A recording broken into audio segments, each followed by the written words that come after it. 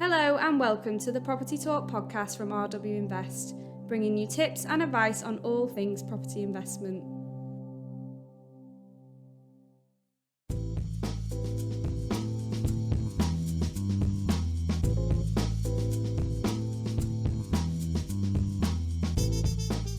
So T, we're going to start with the basics of buy-to-let investment property.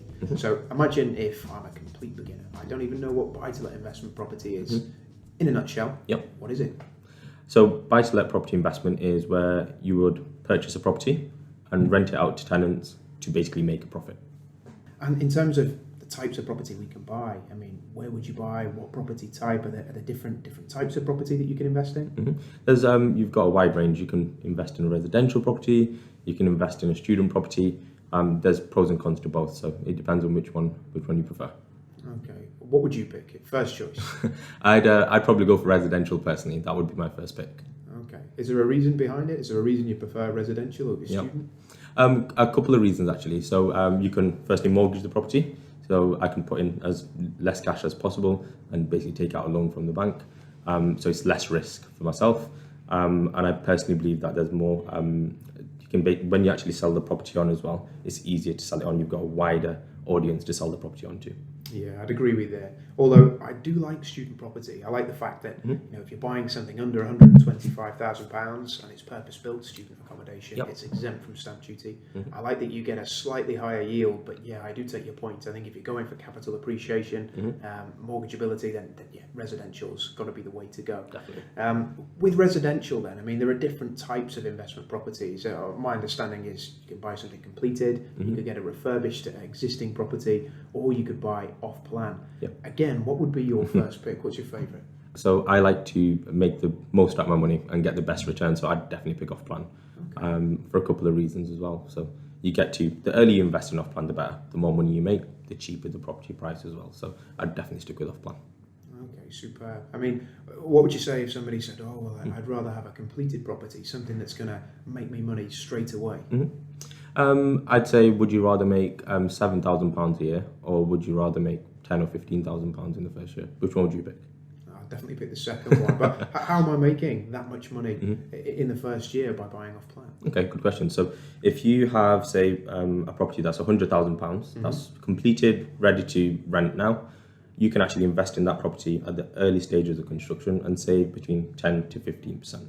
Really? So I can literally save £10,000 to £15,000 by buying off plan. And typically, how long would I have to wait for that to finish? Between 12 to 16 months on average.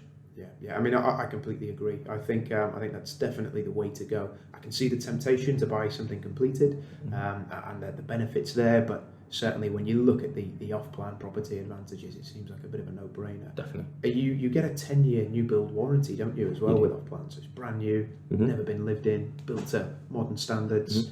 Yeah, it's definitely the way I would go. The best thing for me is the fact that you get to cherry pick the very best apartments as well. So you don't just have one apartment, you either take it or you leave it. You get a wide range. You got 10 or 15 different picks at some point if you get in early. So you get to cherry pick the very best ones. So if I'm an investor looking at a brand new launch, I can say, all right, well today I want the top floor penthouse overlooking the river or overlooking the courtyard. I can literally have my pick. Oh, definitely. If you get in at the early stages, definitely 100%. Yeah. Okay. Superb. I imagine then you've got your perfect off-plan property. Are you managing this yourself? Are you going to shop around for tenants, or is there a different route? Is there a different avenue you can take? Yeah, I mean, that's up to you. So there's two routes you can take. You can either save yourself the hassle and just sit back and relax, and there'll be a lettings and management team in place that would basically look after that property for you. They'd find you a tenant, deal with any tenant queries, even draw up all the contracts and do inventories, etc. So it's completely hands-off, as we like to call it. Or you can take the other route, which is where you get involved in everything, and you find yourself a tenant and go through all the hassle of doing that as well. So it's up to you. Okay. If you were going down that sort of hands-off route and you were letting somebody else take care of it, presumably there's a cost implication. There is a cost. So on average, it's between 8 to 9% of the gross rent. So it's literally £8 or £9 of every £100 you collect from your rent. But who doesn't want an easy life, eh? Yeah. So you're paying 8% of everything coming in, and they're taking care of everything for you. So you're not dealing with any tenant queries. You're not having having to advertise the property. They would just pay you your returns, presumably. Exactly that. Fantastic. Well, I know which one I'd pick. I like the way then you can invest anywhere in the world and you don't need to be there, be sort of on the ground managing it. Definitely. Okay then, so Tahir, if you were picking your perfect property now, so I mean, first of all, where would you pick in terms of location? What would the property look like? Where would it be? I would definitely pick an apartment in the L1 location in Liverpool. Okay. L1 is, so do you know Liverpool L1 well? Oh, I certainly do. Yeah. So the Baltic Triangle is the place to invest at the moment. It's known for its highest yields in the UK. So that's where I'd be looking. Okay, and it's going to be a residential property, you'd say? Residential property, definitely. There's 500 small to medium-sized enterprises in the Baltic Triangle, and there's a lack of supply for high-end luxury apartments there. So supply and demand is the way forward. Oh, I like it. And then in terms of the property type, I'm guessing it's going to be something off-plan. Would you have a specific apartment type? Would you go for a particular number of bedrooms or a size? 2 beds all the way. So really, yeah, definitely the tenant demand. And when you look at tenants coming into like lettings and management offices, etc., they always come in couples. So, and it's a much wider tenant pool as well. So you've got, I don't know, a couple of colleagues, a couple of friends, husband and wife. So yeah, you've got a much larger, even a small family at times. So you've got a huge tenant pool there. Yeah, just thinking from experience, if ever you've sort of stayed in a one bed yourself, you can outgrow it, can't you? We all have a lot of stuff, and I've always found that with larger apartments with 2 beds, people tend to stay for the long term. You're going to get that tenant who's going to stay, look after the place, be happy to pay the rent. Superb. Well, I think with the Liverpool pick, you've definitely hit on something there, but there's an awful lot to talk about in that category. So maybe we will save talking about the best locations in the UK for another one of our podcasts.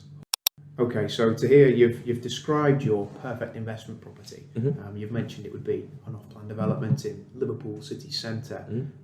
What is off-plan property? Again, for a complete beginner, how do you describe it? What is it?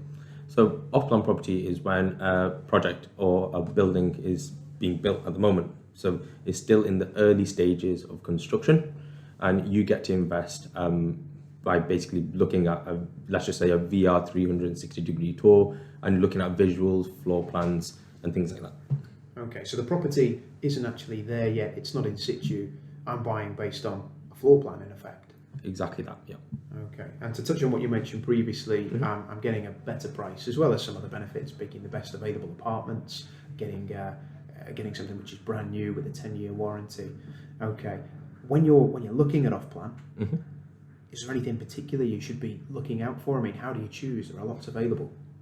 It's all down to personal preference. So with the best views, I always say go for mid to high floor apartments because they're not only affordable, but they're the most desirable as well. And size is another thing as well. So, you know, the first thing that a tenant sees is the size of the apartment because, like you mentioned earlier, they've got a lot of stuff. So yeah, it is size, floor, and aspects for me. And presumably, in terms of size and pricing, it's going to be competitive price per square foot compared to something already built. Oh, definitely, it'll be a lot cheaper price per square foot.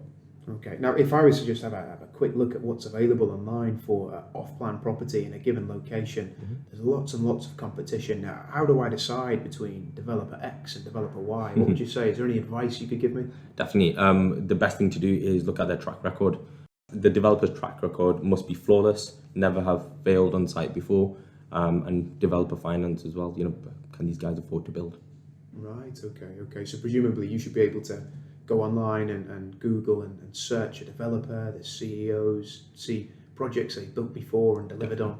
100%, definitely. Yeah. Okay. So if you had a development which looked fantastic and the price was good and the location was great, but the developer had never really built anything before, would that be a bit of a red flag for you? Yeah, it'd be a red flag for me, definitely. You want to work with an experienced developer. You know, a developer that's done this many times before, has completed sites before, because it shows that they know what they're doing, basically. So yeah, definitely, experience is key. Experience is key. Fantastic. So to hear you mentioned again that your perfect property would be residential. It would be in Liverpool, which is a topic for another time. But you also mentioned in the city centre. Now, I'm wondering why you picked city centre, because call me old-fashioned, but I thought buy-to-let was, you buy an old terrace house somewhere in the suburbs. Why would it be city for you? For me, it'd be city because that's where the tenant demand is. If you actually look at the demographic, young working professionals want to live in the city centre. I know you mentioned there that you might be old-fashioned, but times have changed where people have become more lazy now. So they want to be closest to their favourite bars, restaurants, close to work. Don't want to travel or commute. They want to 5-10 minute walking distance from work. So everyone wants to live in the city now. Oh, that is quite interesting. So you think maybe that demographic has changed? The young working professional isn't looking to own a house with a garden and a drive. They'd rather be in the thick of it, where everything's going on. Oh, definitely. And I think as times have changed as well, young working professionals don't want to own their own home. They don't want to pay a mortgage. They want the freedom to move around. So they want to rent somewhere, and then 2-3 years down the line, let's go move into a different location and rent somewhere else. So they like having the freedom to move around. Definitely, I'd focus on the city centre, especially not on the outskirts. No, not on the outskirts. Well, we've seen that exact thing happen in Germany over the last decade or two, where most young people rent. In fact, most people rent, I believe. Homeowners are few and far between, and there's definitely been a shift in the UK towards generation rent. Mm-hmm. Oh, definitely. I mean, if you actually look at Liverpool city centre as a whole as well. Another reason why young working professionals want to live in Liverpool city, just city centre locations, is because of things like facilities as well. So, like I mentioned, we've become lazy as time's gone on. So, swimming pools, spa, saunas, and things like that are a necessity more or less now, and cinema rooms even. Things like that are an added bonus really. So, increases your rents as well. So you get a better return on your investment because you can push the rents up for things like facilities, and there's a tenant demand there for it. Yeah, they're looking for all the mod cons, aren't they? Yeah. I suppose as well, in terms of employers, there's a lot more big employers, people who are going to pay the high salaries for people to rent these apartments in the city centre. Definitely, yeah, 100%. I mean, Liverpool, if we actually focus on Liverpool, Sony have moved their offices into Liverpool, HMRC. Look what happened in Manchester 5-6 years ago. Big, BBC, ITV, all these big corporate companies moving their offices into city centre locations. So that's where people want to live as well. Yeah. They're not moving into the suburbs, are they? No, not that I know of anyway. Well, that's it for today, guys. Thank you very much for listening to the Property Talk. I'm Craig. I'm Tahir. And we will be back in touch in our next episode where we're focusing on location. If you need any further info or you'd like to get in touch with us, all of our contact details are in the bottom of the description.